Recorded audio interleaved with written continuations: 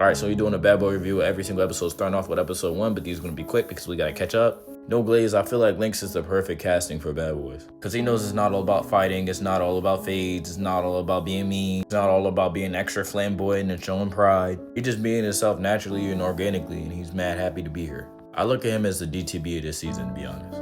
If Jada wasn't fighting damn near every single episode, he'd be my pick for MVP.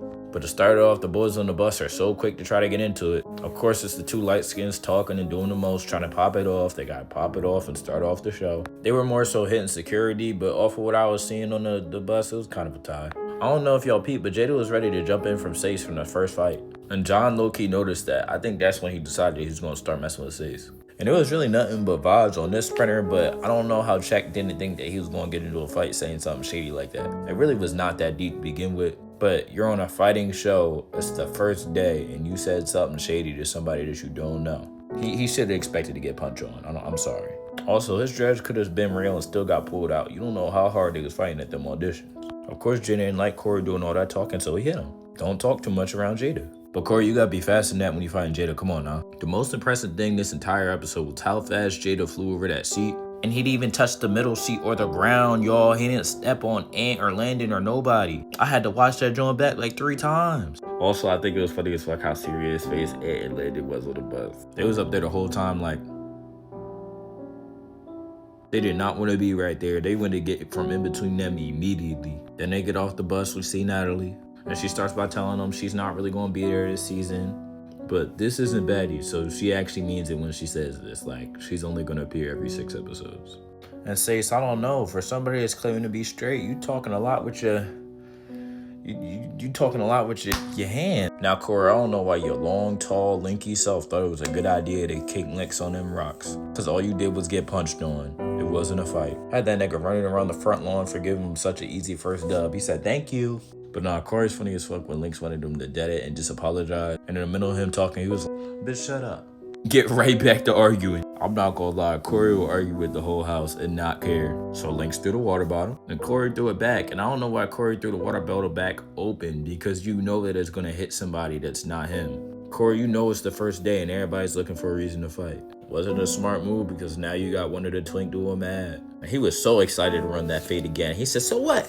So what? That boy took off his jacket and started leaping towards him. And I'm not gonna lie, based off of the fight, Booty really didn't do nothing with him but weave one of his hits. Right here. But I think Corey low-key broke his finger on Pootie's head right here. And it's so funny because when Lynx fights Landon, he breaks his finger on his head. You already know Landon and Pootie the hard-headed couple, because they fight, argue, get back together every other day. We about to start calling them the hard-headed duo. I don't care what none of y'all say, this man is gay. Because from the very beginning, he was trying too hard to make his entire character representation being straight. If you're a straight man on a cast full of gay men, you don't have to vocalize that you're straight. Just don't do no gay shit behind the scenes and you'll be fine. He could also not be gay because he did decide to room with one of the only other non-gay niggas, well, quote-unquote non-gay niggas, which is John. But he was just itching for a reason to fight the smallest dude on the cast. He was just itching. Then Natalie pulling out her curse technique, instigation. She really be thinking she's Makima.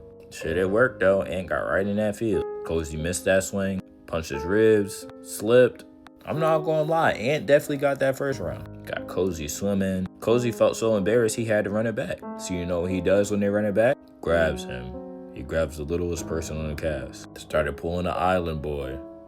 Started grabbing his clothes. Like, I don't understand why all these niggas got all this muscle, yet they grabbing niggas from their clothes. Y'all just want to see the other man naked, huh? But you would think with all these tats and muscle, like, Cozy would be able to fight. He started emoing like he won that round doing this little New Orleans dance. All you did was rip his shirt, cousin.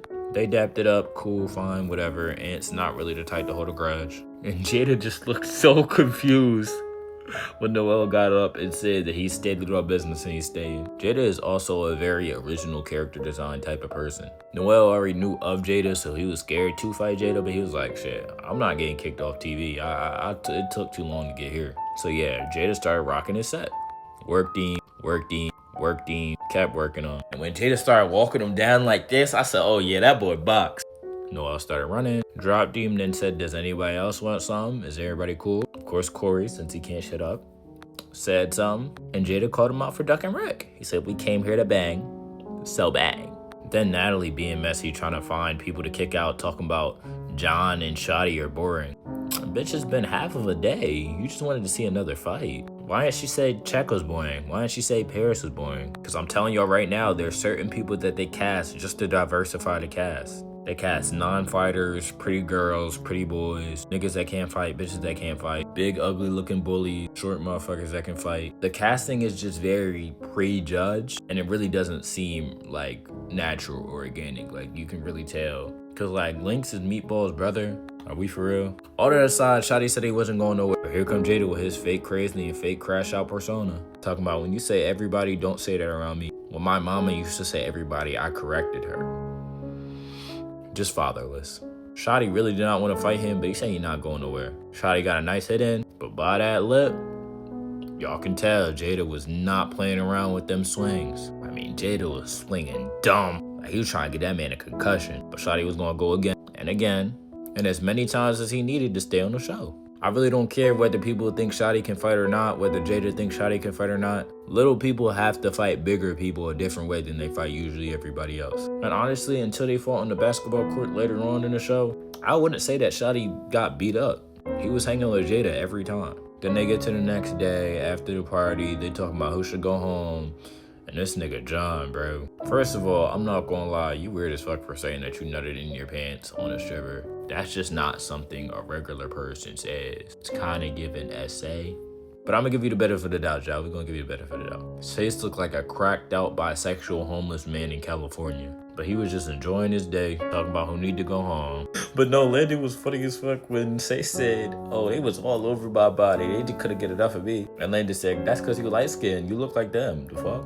With like the most serious face, and then they just cut to the next scene. Like, is that not racist? John big ass come in, say he got a problem with Sace, say he never stand on his own. So Sace forced to stand on his own. He showed he not pussy. He called him out. All this room in this living room, they knew he was gonna get to it. Look at the get up, y'all. Sace threw a nice, good right hook right here. But John's strong ass just ate that and rushed him. John be doing them low ad punches like security try to get him off. They wrestle. John get to the ground, get right back up. They going again. Now, they are both in two completely different weight classes, but they need to get it out. Don't duck, bang it out in the field. And I'm not gonna lie, this second round, Sace really won. All John did was rush him, put his head down, and get punched on. I think it was when they was on the couch. I don't know if John put his finger in his eye, or he got him one good time in his eye, or he kicked him when they was getting separated. But there was really no one swinger hit that John did where I'd be like, ooh. Like, me, I think it's just because he's stronger and Chase is mad light skinned, so it looks like he damaged him and he beat him up way more than he did. Because from the fight, it did not look like John won. But then Chase getting up with this big old pear on his eye. That shit caught me off guard for sure. But the two best parts about that entire scene weren't the fight. It was when John was calling Sid the sloth, and he was like, nobody give a fuck, bro. And he was like, I still pull more hoes than you. And John was like, I don't fuck niggas, so you got it. Chase went, I don't fuck niggas. Tremaine, be for real. Like, you thought that the truth wasn't gonna come out? You done got exposed multiple times and the season not even over yet. We knew from the very beginning you was gay.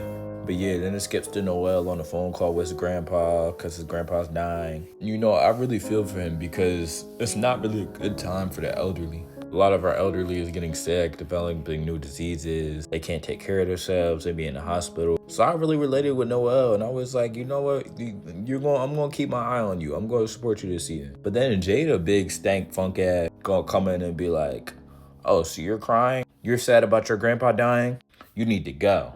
And words can't describe how hype and excited I got when Noel got up and punched that nigga in his shit. Because what are you doing trying to bully somebody in their confession room after they just said their grandpa's dying? Like, even his own friends were looking at him kind of crazy. Like, I think it was at that moment where Landon and Pootie were like, yeah, we need to watch this nigga. Because what do you mean you beat up Noel because his grandpa was dying? And then you got in your confessionals and all you did was talk about his grandpa that was dying. I wouldn't even say that Jada beat up Noel until they got outside, but he was definitely winning every single round inside.